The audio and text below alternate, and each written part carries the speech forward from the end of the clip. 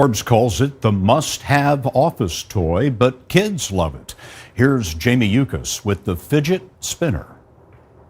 This three-prong gadget is the latest fad, spinning out of control with kids. Some of them are rainbow, tie-dye. It's just kind of like fascinating to watch. They trade them, make them, even sell them. Okay, now let go. Fidget spinners are almost mesmerizing. Compared to Rubik's Cube and yo-yos, kids can't get enough of them. Millions have been sold. 2017, an era of digital and real-life prosperity for comedy and nostalgia, from dancing hot dog to the straight-up bizarre. But in lots of respects, that's what made 2017 so special. You see, 1 year before in 2016 was the golden era of memes, online controversy, and of course nostalgia, so it only makes sense that this culture would transfer into 2017. And that brings us into the discussion of this video, fidget spinners, the toy that defined an era. And believe it or not, the first idea of the fidget spinner would originate all the way back in early 1993, when a woman named Catherine Hedinger, who originally came up with the idea of the fidget spinner, or of what she would call the fidget toy. But why, you might be asking? Well, it was reported that in school, Catherine's daughter, along with other students in her school, often struggled with focus issues, whether that be not paying attention in class, to just outright being disruptive. So as a way to solve this problem, Catherine would come up with the idea of the fidget spinner, and on the day of May 28th of 1993, Catherine would patent the idea of the fidget spinner. And for a quick explanation to those who don't know what a patent is a way for an original creator of a product or idea to protect from blatant or somewhat same copies of whatever product or idea that someone else might attempt to take from them, whether that be citizen or company. However, during and following 1993, Catherine Hedinger would not do much with the patent, and seemingly come 1997, Catherine would either be no longer interested in the idea or just have forgotten about it. Now, it should be noted that on average, patents typically last 20 years in order for the original creator of the product to capitalize upon. However, due to Catherine Hedinger no longer caring about the idea, come 2005, when it was time to pay the patent fee, Catherine had long lost interest in the project and had no reason to keep paying for the fee for something that she hasn't even experimented on since the early 90s. So just like that, Catherine's patent rights had expired early, and years following this would prove to be a major mistake. Well, new at 6, the latest toy Craze is being marketed as a way to help keep kids focused in the classroom. Yeah, not all teachers are buying it, though. KPIX5's John Ramos on the debate over what they call fidget spinners. The phone keep ringing, asking for spinners. Learning Express Toys in Lafayette, also known as your fidget headquarters, is cashing in on the latest schoolyard craze, the fidget spinner. One weekend, we sold about 100 of them. In one weekend? Oh, in a day, yeah. They're simple enough, a pinwheel-like gadget held between two fingers that spins smoothly on a bearing. And if you haven't heard of them yet, you soon will, as the fad grows to Beanie Baby proportions. Holding them and spinning them is oddly satisfying, and it's really fun. So many kids are being oddly satisfied by the toys that some schools have begun to ban them for being a distraction. But they're moving slowly on that because many educators believe it helps students focus if they can move their hands or feet to let off excess energy. Fidget devices like the spinner may actually be good for people, like Mary Quinn's 8th grade daughter. And she was always told having something in her hand would help her read, so you're going to get her a spinner? Oh gosh, I don't know. She could buy her own. Back at headquarters, they have other fidget devices to sell, but none of them have captured the imagination quite like the spinner. Yeah, now we're ordering by the thousands. In early 2017, seemingly out of nowhere, the fidget spinner market came to life, with everyone talking about this triangular-shaped UFO-looking toy out of nowhere, with YouTubers to celebrities all having and talking about the fidget spinner. So how did this obscure, unmade toy make an emergence into the mainstream, despite 24 years earlier, it seemingly being dead in the water? Well, I think the first piece of information we need to look into is in the Google search results for the fidget spinners, and we can clearly tell that around the March to April time era of 2017, the search for fidget spinners was on the subtle rise, and come the end of April to the 1st of May, the term for fidget spinners seemingly blew up overnight, and from there, the search term for fidget spinners, along with their real-life popularity, both simultaneously were everywhere. So I think where we now need to figure out is which company released the fidget spinner, and it doesn't take too much research to figure out iconic toy company Hasbro released the fidget spinner. And so I imagine, with Hasbro seeing the true potential in this toy, they would start to do some unique advertising to truly get the fidget spinner viral. But soon following the rise of the fidget spinner, before you knew it, you would see them at restaurants, at work, hell, even 45th President of the United States, Donald Trump's son, had a fidget spinner. But the most prominent place that fidget spinners were at was schools. If you were a kid and teacher, or just an adult in May of 2017, you were unable to escape hearing about the fidget spinner, especially in school. The toy was being seen on the playground, the classrooms, hell, even the bathrooms weren't safe from this odd trend. But that's only the beginning with the toy in school, such as a drug-like market trade and buying system in school. And to preface, the original and main reason what fidget spinners were used for was to help students and people in general with things such as stress, anxiety, focusing, and other miscellaneous problems or reasons why people might want to use or even need a fidget spinner. However, in schools, for the most part, this was not what students would use the fidget spinner for. Valley parents say they're a little perplexed tonight about this strange-looking toy that several schools around Clark County have banned, but not necessarily for the reason you might think. That's right. These right here, they are called fidget spinners, and they've been banned in dozens of school districts across the country.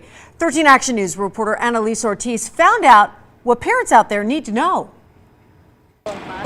They're taking over campuses everywhere. It's a fidget toy. They're called fidget spinners. Spin them, trade them, or show off your tricks. People try to balance it with one finger, but I can't do it. But like most new crazes, they are quickly becoming a headache for teachers. The phones are bad enough. This would just be one more item that would distract children from learning. Now the spinners have been banned from several CCSD schools. The problem is, for some kids, this isn't just a toy. They're supposed to be for ADHD and autism.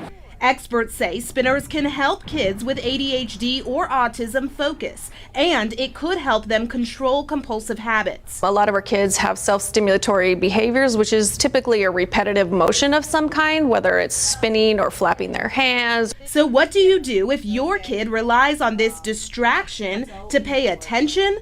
You could ask the school to include the spinners in your child's individualized education plan. If they can come to an agreement, the IEP team can come to an agreement and get this put in their child's IEP, it's a legal document and the school district has to allow it. But for everyone else, leave them at home. The district says any item that's considered a disruption faces the risk of being taken away. I'm not too sure about this toy. Annalise Ortiz, 13 Action News. So as entailed, with the rise of the fidget spinner, students were really starting to overuse and become an overall distraction in schools. So much so, multiple school districts from around the United States got together and outright banned the toy. And simultaneously, while this widespread banning of the fidget spinner was going on, doctors and people who work with children in general were really starting to doubt the true health pros of the fidget spinner, such as it helping children focus more, or as a way to help anxiety. But with their extensive research from professionals in child psychology and health, we're really able to disprove what the original health factors in the fidget spinners were. And it makes sense after all, because that's the whole reason why in the first place fidget spinners were banned in schools. However, as it would soon be revealed, the toy's false advertising would not be the only problem it would face. And her parents. We told you a few weeks ago, fidget spinners are the newest fad in schools really all over the country. Yeah, and like we just told you, they're causing some serious problems, putting kids in the hospital. NBC Charlotte's Tanya Mendes joins us now with more. Who knew something this simple could be so much fun for kids? Well, you see these small pieces right here? They could also be dangerous. You can do that. Fidget spinners. Holding them and spinning them is oddly satisfying and it's really fun. Every kid wants one these days. Everybody just started buying them, ordering them on Amazon. Everybody has one now.